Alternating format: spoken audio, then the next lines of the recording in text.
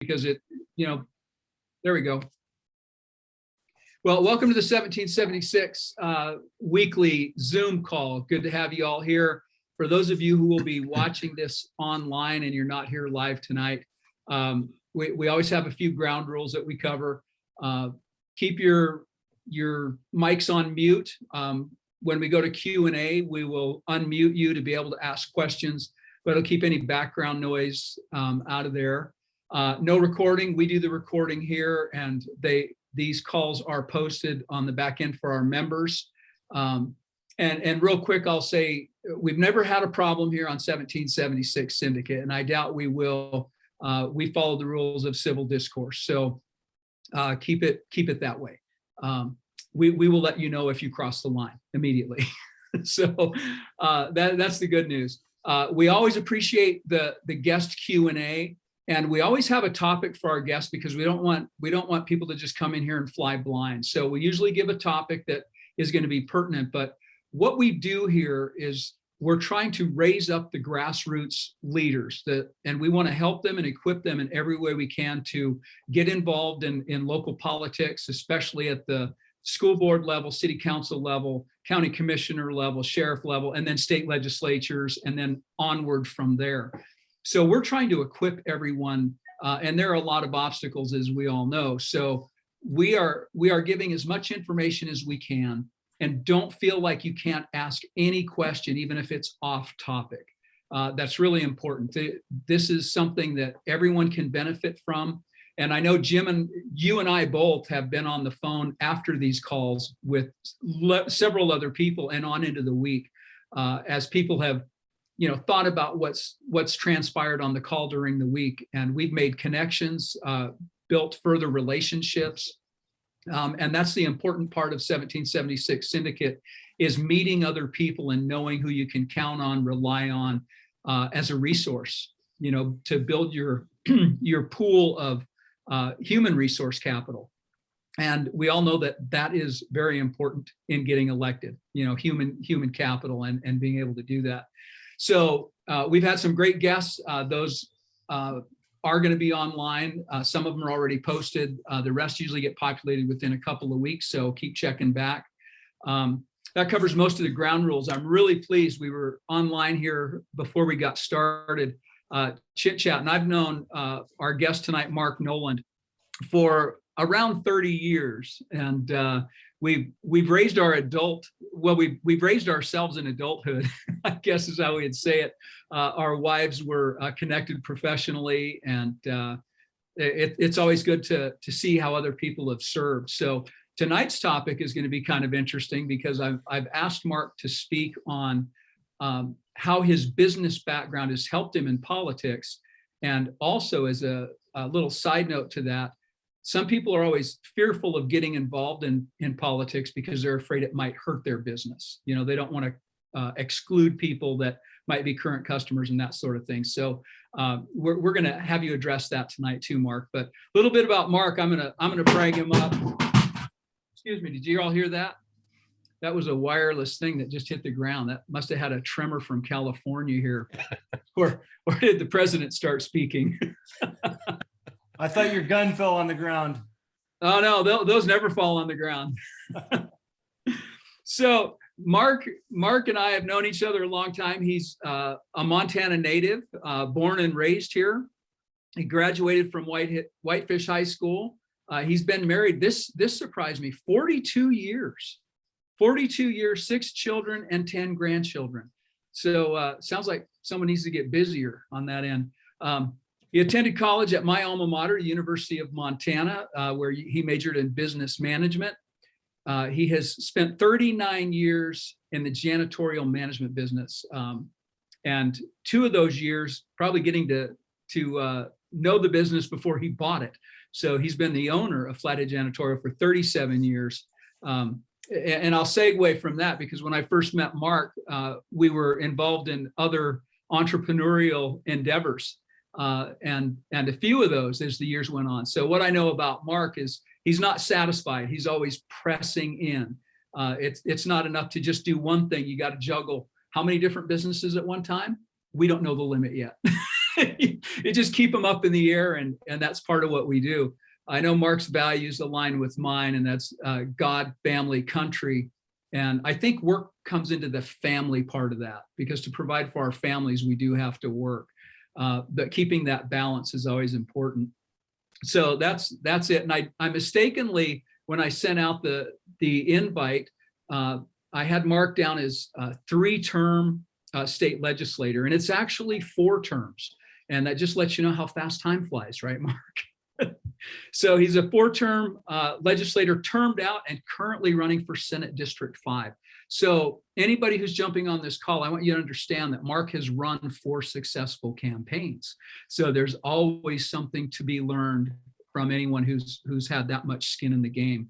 On top of that, he's been the chairman of the House Business and Labor Committee for 3 terms, active in church and community in many facets, that I know. This was fascinating. For those of you who have been on our prior calls, he was a pachyderm member, has been a pachyderm member for 12 years, former chairman of the Lake County Republican Central Committee, and we've talked about the importance of plugging into these networks that will help you in your political career. So again, the proof is in the pudding, in the resumes we see. And past president of the Glacier Lions Club, and my favorite here, Area 1 chairman for the employer support for the Guard and Reserve for 8 years. And I spent 7 years in the reserves, and I used to hitchhike back and forth across the state to make it to my drills. And I never had a problem with a professor giving me time off or an employer giving me time off. And I appreciate the effort that goes into that on everyone's behalf. So Mark, thank you for all of that. So we're going to give you the floor for the next 20 minutes or so, Mark. Have at it. Give us a download of information, and then we're going to have a bunch of questions for you. Okay, great. Well, thanks, Rod. You know, we've, like you said, we've seen a lot, we've experienced a lot, and hope to have more years of good experiences, moving the needle forward with good conservative and good direction. Because if we don't have good direction from God on above, you know, we'll go sideways. So anyway, I wanted to start by some of the issues of running and keeping a successful business involve people skills. I know Representative Fuller's on the phone here, and he's a very gifted and eloquent presenter, but he's full of it. Of good things. John, that's in a good thing, full of good things. I meant that to say that properly. You know, it's easy to say to someone that is way off base, you're crazy, or you're nuts, or you're dumber than my idiot brother-in-law. I don't want your business. Is that really right? No, that isn't. But it is easy to agree with what people may say about a project that you like or what you want to get involved with. It's more difficult and time consuming to explain why a program or issue may not work in a tactful way. Okay. So I want to use an example. If after a safety meeting, for example, let's say people are whining and complaining about supervisors or management, it takes effort and a willingness to listen.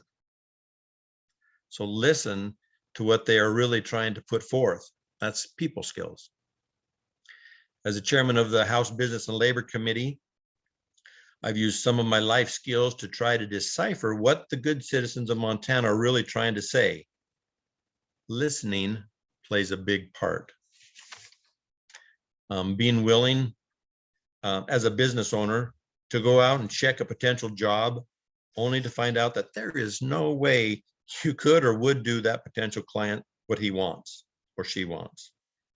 And that it wouldn't be healthy or it wouldn't be sanitary. Now you could walk away or try and help them see a better way to accomplish their goals, but this all takes time and effort. But isn't being a good person a trait that if more people would be engaged in would help society? I think so. Some folks have concerns that if I express my political views, I may lose business. And you alluded to that discussion tonight that I'm going to address a little bit. might lose business or customers. Well, here's what I have to say regarding this. When doing business, stick with the business at hand. Don't mix politics and business. You see, there's a time and a place for politics, and it almost is never during your work or have anything to do with your quality of work. So how does relating your political view help in these circumstances? Now, if someone is attacking you, your strong stance on, say, religion or say about abortion, you may need to tell them, I'm a devout Christian, and listening to this kind of talk hurts my soul. So I would like to respect your views, but would also like you to respect mine. Is that acceptable? And I have never lost a job when briefly explaining my stance sincerely and honestly. However, I don't go preaching to them, but simply say, if you would ever like to know more about my view on this subject, we could get together at a different time. So I think if you're honest and tell the truth, you will earn respect. Then as you progress in your life's business or work, you will learn how to be bold, but not overbearing. And people still will do business with you, regardless of your political view. I want to tell a little experience of life. I had an employee that I was called to one of the old malls businesses, and they said, could you come and we need to visit with you? I want to have you watch a video. So I looked at the video and I'm seeing one of my employees bump a candy bar rack, knock candy on the floor, take his dust mop and sweep it away, goes to the back of where you can't see, where the cameras aren't. And what the people told me later, they said we dug open the garbage because they weren't allowed to throw it out except put it in bags, and we found the candy wrappers. So this guy was stealing. Okay. And then they said, we can't have him in here anymore. You got to let him go. I mean, we don't want him in here. If you won't, then you're fired. And I said, well, I'll get rid of the guy. And they said, and the other thing is, we don't want you to tell him that we know. And I said, man, you're tying my hands. I got to give him a reason for it. And they said, no, I don't want, he might retaliate. And I said, okay. And well, that's kind of hard. And he said, anyway, it needs to happen. So I called him into my office and he says, so what's up, boss? And I said, well, I need to talk to you and give you an evaluation, but at this very moment, I'm not going to be able to employ you anymore. Now, I'd already prayed about how to just let people go, and I've worked through this in my life. But I didn't have a good answer for this guy, how to let him go, because they wouldn't let me tell him why I was going to let him go.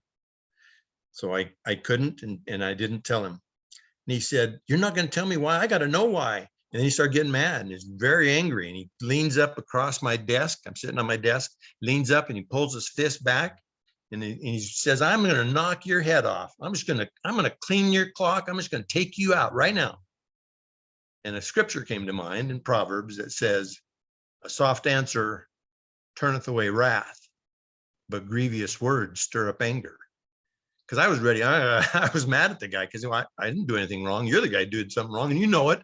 And now you're caught, but I can't tell you. And he says, I said, well, if you feel like you have to hit me, I'm going to go ahead and do it. I'm sorry you feel this way. And he said, yeah, right. I'm in your office, so, you'll be able to sue me. And I said, hey, let's take it outside. So we walk outside. He said, well, you're on your property. You're still safe. And I said, well, let's walk out into the street. So we walked out into the street. He said, Mark, I just am so mad. And I said, I feel really bad that you feel like it has to come to blows in our relationship. That soft answer turneth away wrath, right? So this business experience that I'm going through, I said, I'm thinking, how am I going to get out of this? I can take care of myself. I'm a pretty good boxer growing up. But this guy was about 70 pounds bigger than me. He could probably clean my clock. I don't know. But the soft answer, and then he drops his head and he said, no, let's just get on with it. And then he left. Well, a few years go by and I see him uptown and he says, hey, Mark. And I said, oh, hi, so-and-so. And he said, hey, sorry about that. bad incidents that we had, and I'm sorry. Good to see you. Go on. Well, you conduct yourself in business as best you know how. I mean, we all are different levels in life and have different experiences, but you need to be honest. And if you're praying a lot, the Lord can inspire you, and you won't have to get your clock cleaned too much. So anyway, that was a life experience that I'm going to relate a little bit later in the Capitol, but I'll just touch on that a little bit. So some of my views, now that I've been involved in over the last 12 years in politics, is we need to be kinder to everyone. God didn't put us here on earth to see how mean we could be. Rather, he put us here to teach us things. And one of those things is kindness. Our founding fathers fought amongst themselves, not purposefully, but because nearly all of them were good, God-fearing men, and because what they were trying to set up had never been done before in the world. A first ever written constitution for all the rest of civilization to look at and embrace. And Satan, or the devil, didn't want them to be successful. But they endured, they persevered, they realized what they were doing was divinely inspired, and completed the Declaration of Independence and the United States of America's Constitution. So I would ask this question: is the Constitution worth saving? What do these words mean to you? America was established to be a country of, by, and for the people. The foundation for our republic is still we the people. President George Washington said it well: if freedom is ever taken away, then dumb and silent we may be led like sheep to the slaughter. Let us therefore animate and encourage each other and show the whole world that free men contending for liberty on his own ground is superior to any lavish mercenary on earth. President Lincoln stated, America will never be destroyed from the outside. We've heard this wonderful phrase from President Reagan: freedom is never more than one generation away from extinction. We didn't pass it on to our children in the bloodstream. It must be fought for, protected, and handed on for them to do the same, or one day we will spend our sunset years telling our children and our children's children what it was once like in the United States when men were free. So what are you willing to do for freedom? We are all at different levels in our development. Some are ready to put on the full armor of God with breastplates and shield and contend with our adversaries. But some are still babes in the woods, learning what they feel might be the best course of action to get involved in. We are not all George Washingtons or Abraham Lincolns or Ronald Reagans, but we are each individuals with inalienable rights, gifts, talents, and abilities. I've had some people tell me, Mark, I could never be able to do what you do in politics. And my response is, well, that's okay. Just do what you think is best. You'll figure it out. But if you're willing, let me tell you some groups to get involved with that may help you on your path. And I mentioned things like the Lions Club, where their motto is "We serve," or Young Republicans. Turning Point USA is a great one. The Pachyderm Club, or local central committees, the Montana State GOP and the National GOP, and now maybe a group called the 1776 Syndicate. So what are you willing to do for your country? I want to fight for the cause of my country. As you mature and become a veteran in politics, you can now influence others because of your life's experience and hopefully using wisdom and humility on the way. We all know this, but we really are in a fight of our lives to save America and our Constitution. And if our Constitution fails, we as a free country may fail also. Are you willing to take back your schools, your government, your life? I hope so. We can do this, but we must take the first steps. And some of those first steps are just getting involved. Now, balancing work and family and service. Rod alluded to, you have to have all of that, and I agree wholeheartedly. I believe that you have that as you give priority to your faith first, your family second, work third, then service will fall into play. But you need to keep balance in all those areas.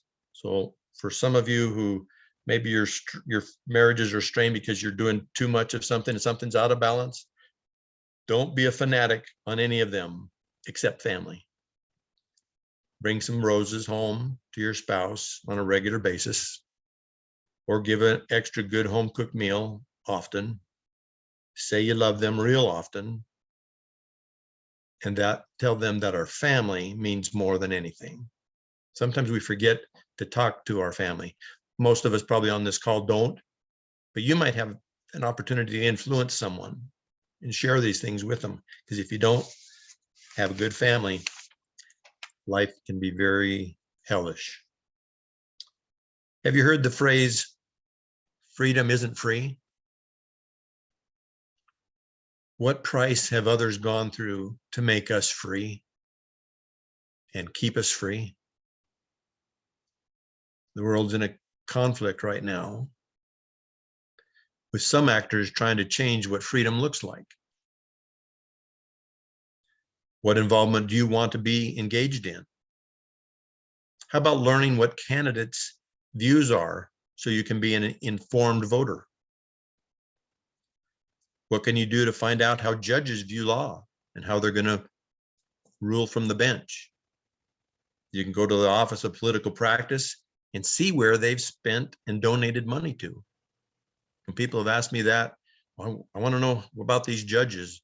They're running for the race, but they're not able to say if they're Republican or independent or libertarian or Democrat. There might be some change coming in the near future. We'll see if that can pan out, but you can find out right now, you can find out where they've given their money to. It's a good indicator. So you can be an informed voter. Now, if you want to get involved, you can look up on the state's website on the different things that we have that you might sit on if you win an office race or a race in the either in the House or in the Senate. So you might like water policy. If water's your cup of tea, you can get involved in that. You don't have to go to the Capitol to do that though, but you can testify, you can go online. Our Zoom meetings are great, but you can also be engaged that way. What about ag? Maybe you're an ag person. You got to find something that's of interest to you that'll motivate you to want to do something, to get off your proverbial rear and do something. I think the people on this call are engaged in wanting to do something and finding their niche. And that's kind of what I'm talking about. Maybe you're a business-minded person like me. I'm a business guy. I have 5 businesses going right now. Need to cut a couple of them out. But anyway, you got to find out what's good. When I first showed interest in politics, my good friend Bob DiPrado, Senator Prado, of course, he had been retired out of the Senate for a while. He said, let me introduce you to some groups that might be able to help you. And I mentioned some of those because I wanted to know, how come you voted like this, Bob? And he said, well, in politics, sometimes there's give and sometimes there's take. You got to have balance to make everything work. Because even in the Republican Party, there may be a fraction. That was the first time I heard that. I thought everybody, if you're Republican, you're conservative, those principles are homegrown and that's the way it was. And he enlightened me, and because I hadn't gotten involved yet very much. So that was a little bit of an eye opener. Now that I've served there, and Representative Fuller, who's on the line, can also attest, there is division even in our party. And it's how are you able to get along with them? And I'll use that same principle of being kind, but yet be firm, because we don't ever give up our values. We don't. That's something you won't give up, but you also need to be willing to listen to what they have to say. A lot of people come to testify in committee and I don't know what they're saying. And so I'm trying to figure it out and say, what is it they're trying to accomplish by their statement? So listening is a big deal.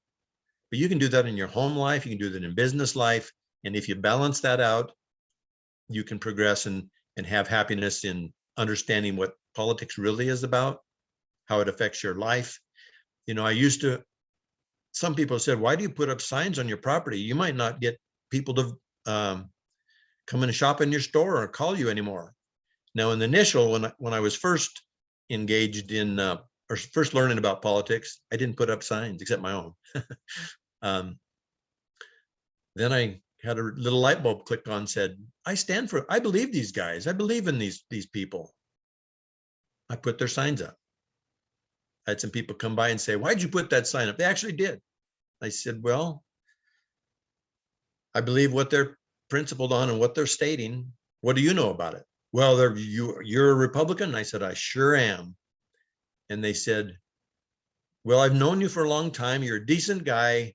All right. I didn't know what that meant. We'll come to find out later in talking to folks.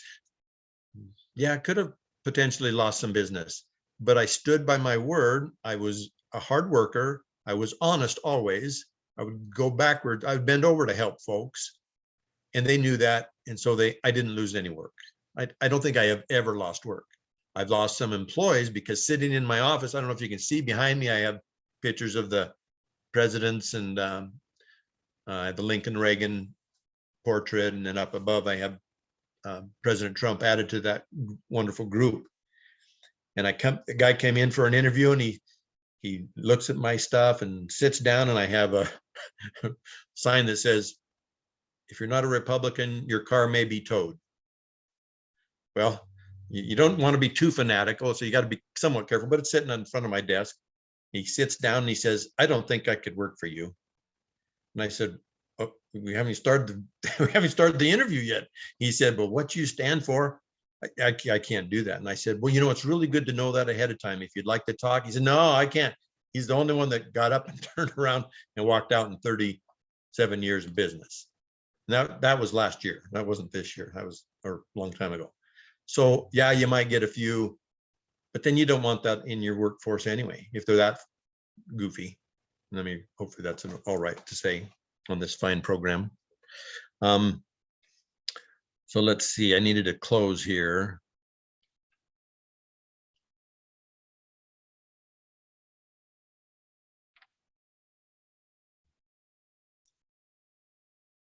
Okay. So whether it's political or personal business, what kind of legacy do you want to leave?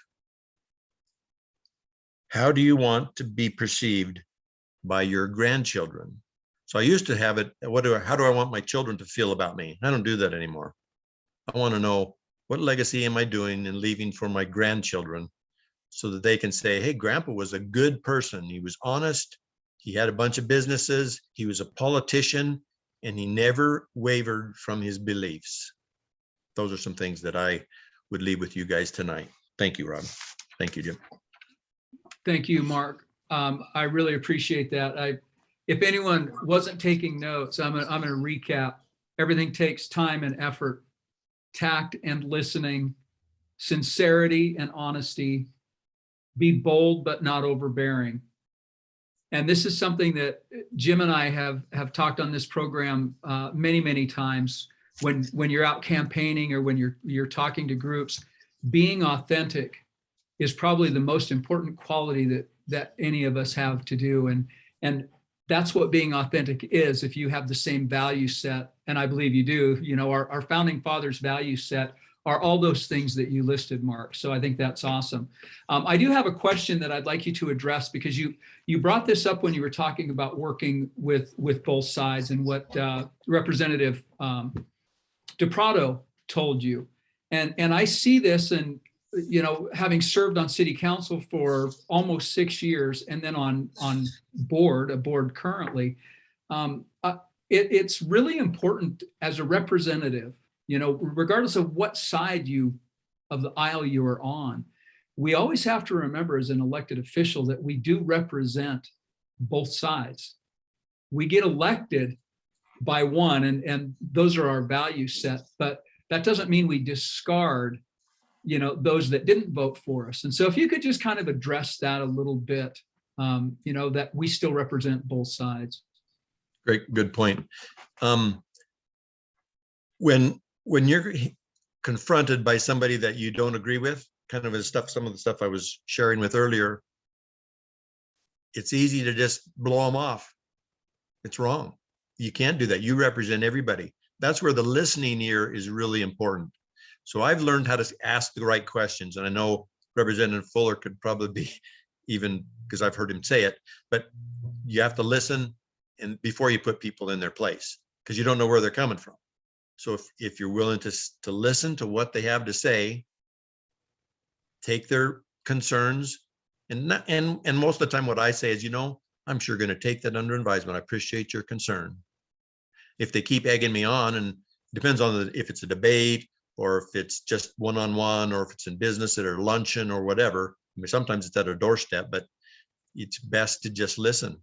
And you say, okay, I see your point. Or if you don't see your point, I engage them. I say, well, I don't understand what you're asking. I mean, sometimes it goes over your head, because we think pretty straight.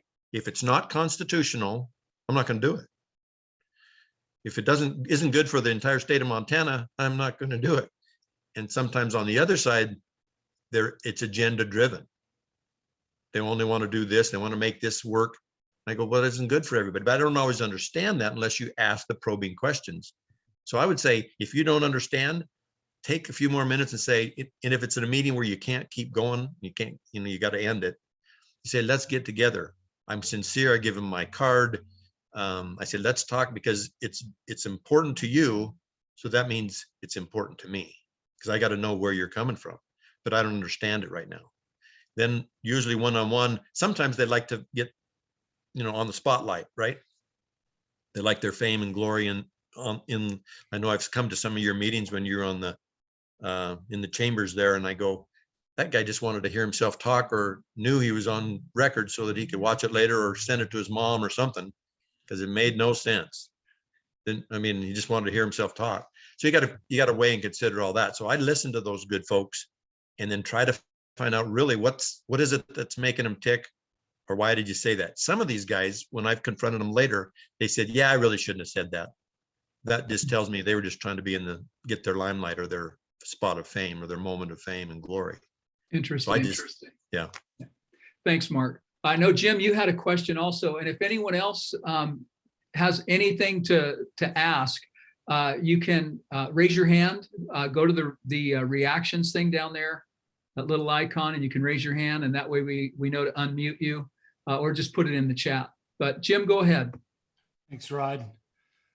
Well, I dug deep to find a question, which I'll end this with a question, but I really feel compelled to comment on Mark's presentation tonight, because when I think about my own role in politics and what I raise my hand for, and in my case, it's school board, oftentimes we do these things because we feel it's the right thing to do, and we get there and we don't realize how important it actually is once we're there.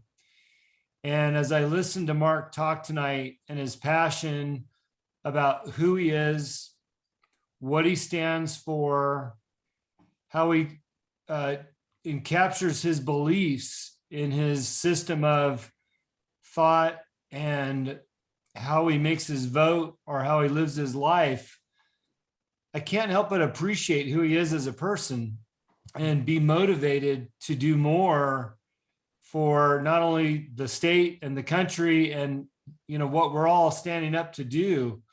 So Mark, I just want to thank you for who you are as a person.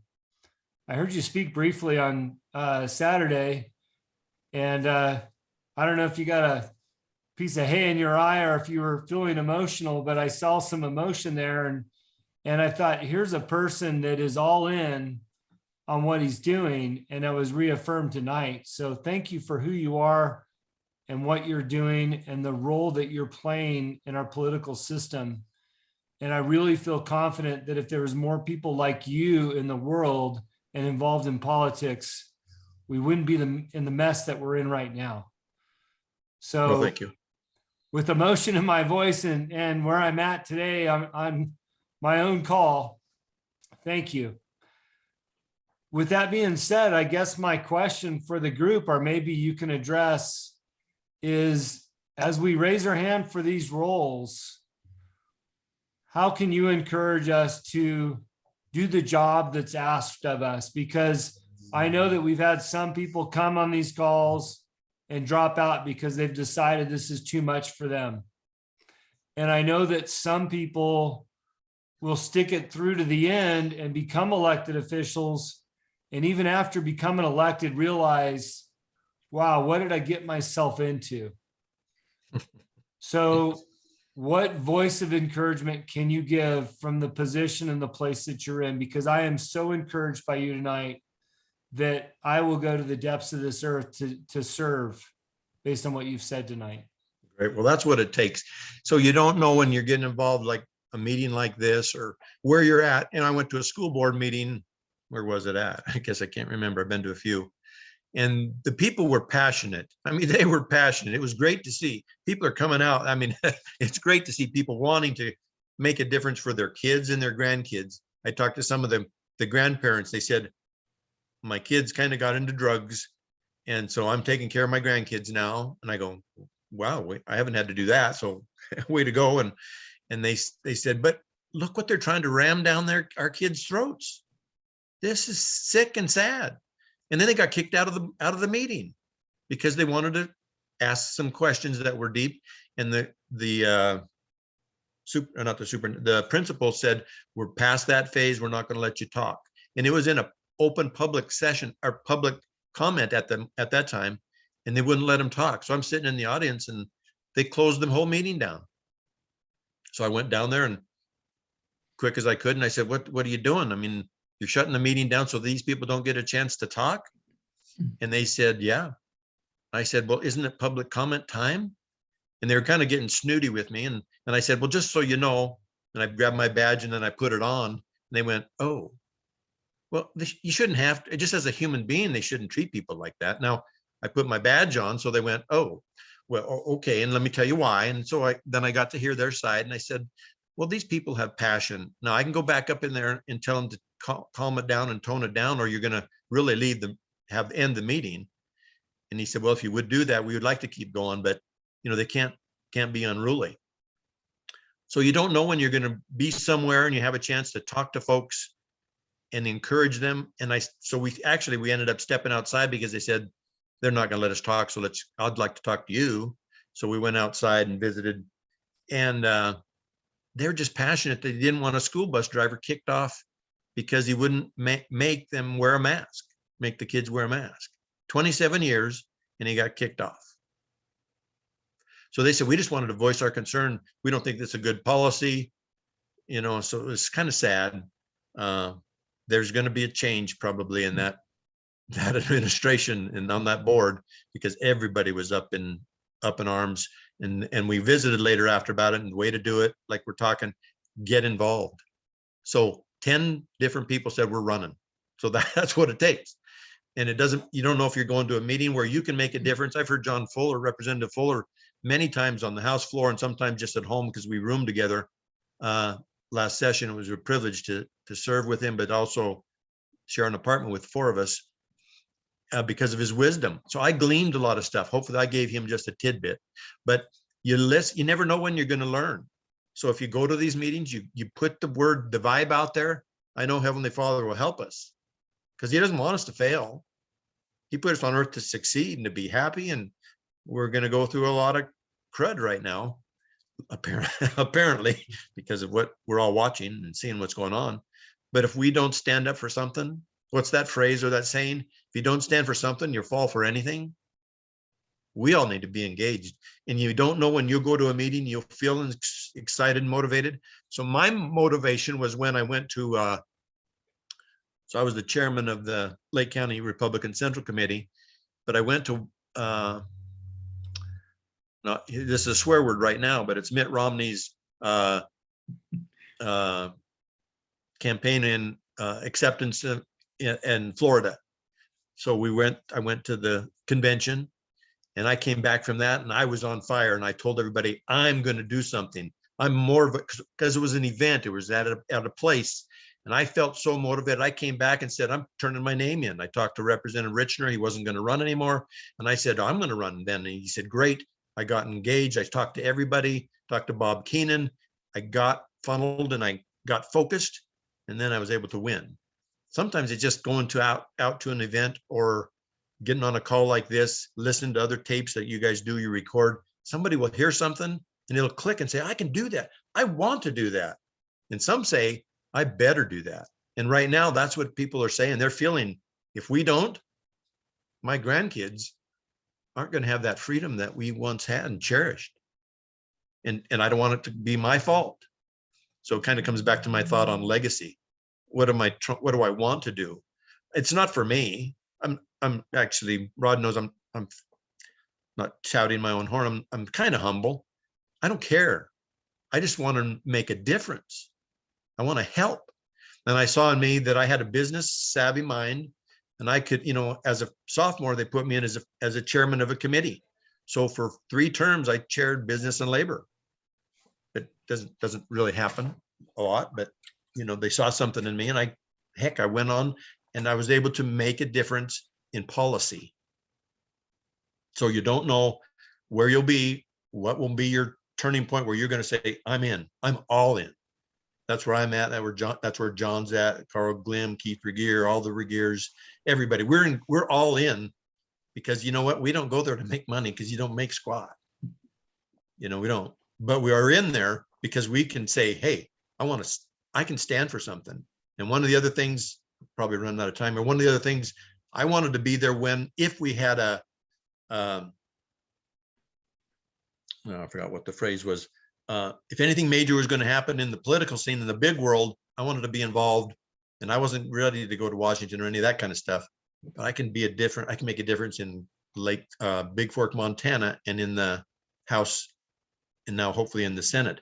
I can make a difference there, representing you, the folks of the Flathead Valley and across the state, with morals, with values, Christian belief, dedication, hard work. Sometimes I know John thinks I went out to dinners a lot and ate out a lot, but it was all rubbing shoulders with good people to try and influence them.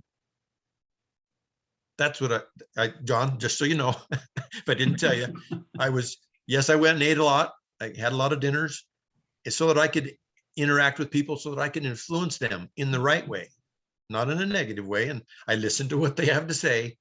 And sometimes John and I and Carl and Vince would sit up till 1 o'clock in the morning, usually not too often, but sometimes midnight, and always 10 o'clock.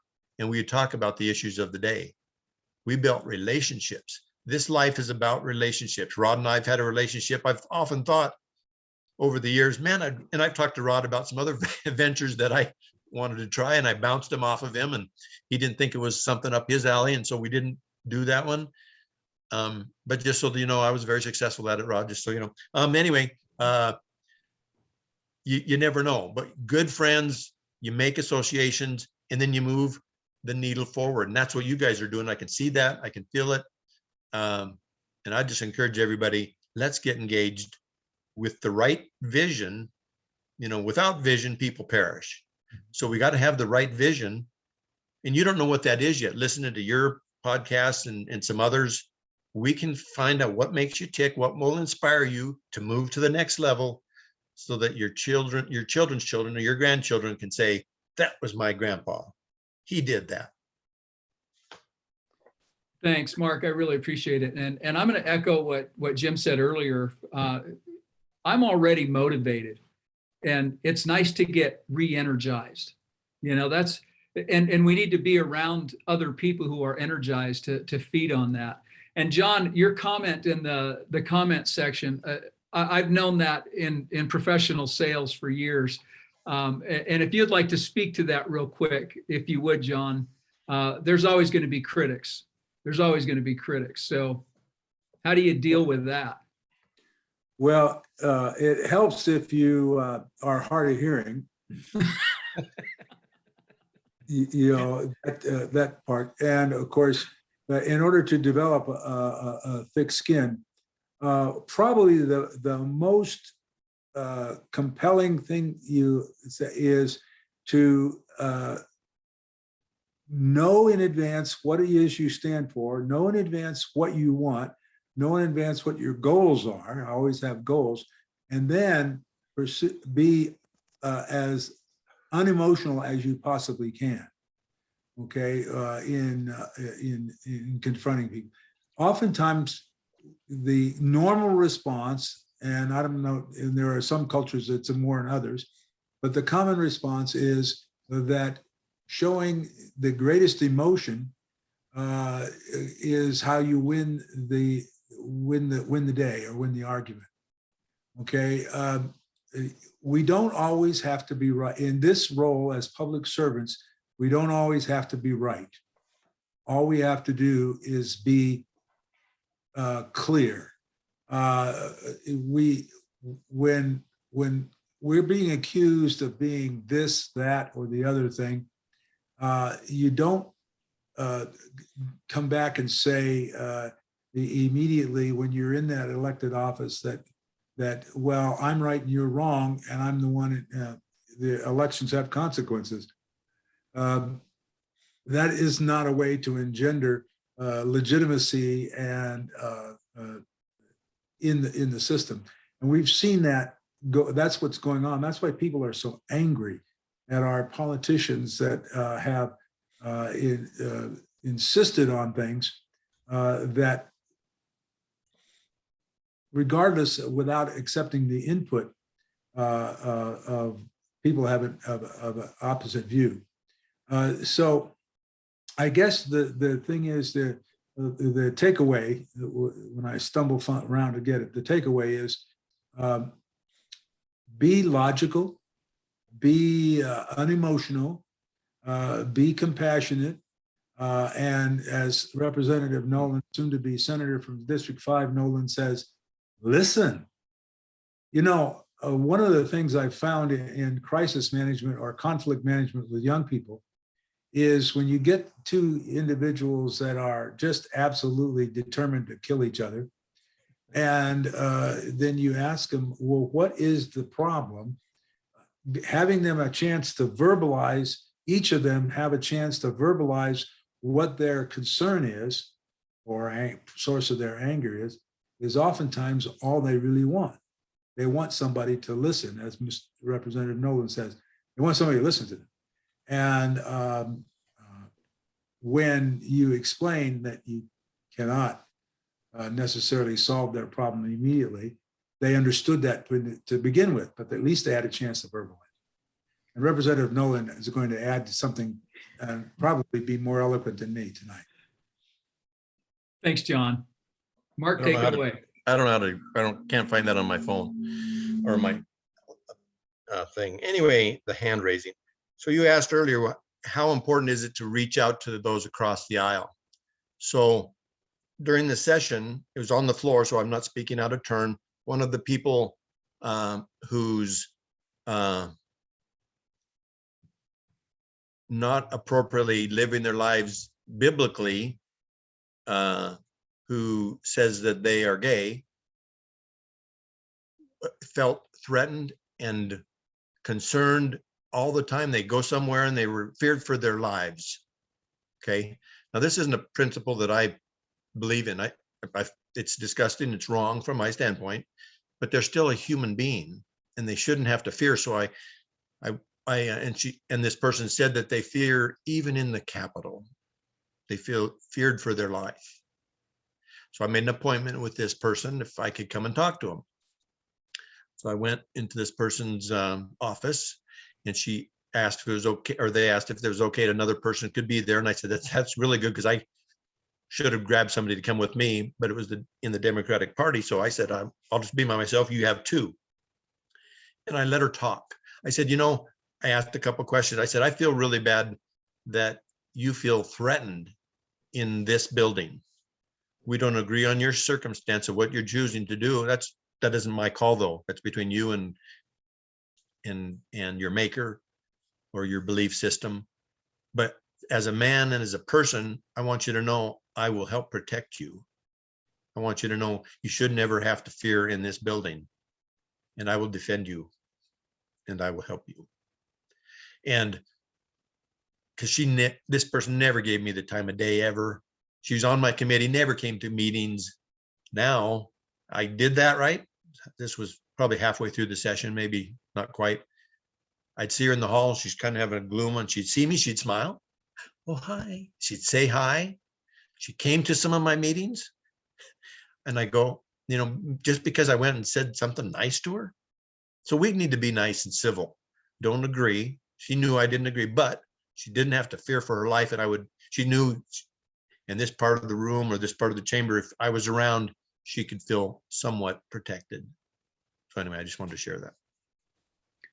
Thanks, Mark. And that's really important. Jim, you've got something else. Go ahead.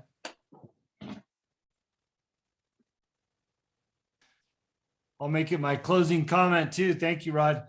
Mark, it's a good point, reaching across the aisle. And I know we also have people on here that are looking at other positions, whether it's school board, commissioner, city council, et cetera. We can also reach across the aisle on a school board even, which I've done recently with a parent in our district whom I know absolutely does not like me for my political positions. But with that being said, I have reached out and with that olive branch to be a friend, because just because we have opposing political beliefs or religious beliefs does not mean that we're not common people living in an area where we can come together and enjoy our neighborhoods. And as a result of that, and I think this is the message, as a result of that, this person felt comfortable enough to come to me as a school board member with a very important issue about a staff member with a potential drug problem that nobody else was doing anything else about, because this person knew that I had a voice and I was willing to speak up for anybody. So I don't think that would have happened if I had not been open and had that olive branch out to anybody that was willing to talk to us. And I think in our respective roles or the roles that we're aspiring to have, that we can accomplish a lot by being nice. And I'll close with that from my end. Mark, thank you for teaching us and reminding us to be nice in who you are in your role and what you do. And I know that I'll try to be a nicer person or a nice person on the school board. So thank you. Rod, back to you, buddy. All right, thanks. And I'll wrap it up here as well. And it's kind of on that note. If I will, I'll use the good book. The good book says, be all things to all men in order to win a few. And we need to do that because there are a lot of struggling Democrats right now, struggling liberals. Things aren't working out the way they thought, and they need safe haven. And we can be that safe haven like you were, Mark. That's a great point. But even as a party, we need to do that. And you notice with our mission statement with 1776 Syndicate, we don't say we're Republican. We represent the founders' values. And we have to remember that even the liberals, I think in their hearts, believe in those values too. They may have been led astray. They may have been led astray by agenda or policy, or who knows what else. I won't go down that road because I know where that is. But it doesn't mean they can't be brought back, and they need to have a place to come back to. And I'll gladly take all the prodigals out there. I will be that father to say, welcome home. And I think as a party, we need to do that as well. And so your message on listening and kindness, and people need to feel safe and they just need to know that. So Mark, that was great value for everybody who's on tonight and who tunes in next time. I really appreciate it. And again, we wish you the best of success with your run for Senate. I'm sure we'll see you there representing the state, you and Mr. Fuller both. And everyone needs to back these candidates, talk to people.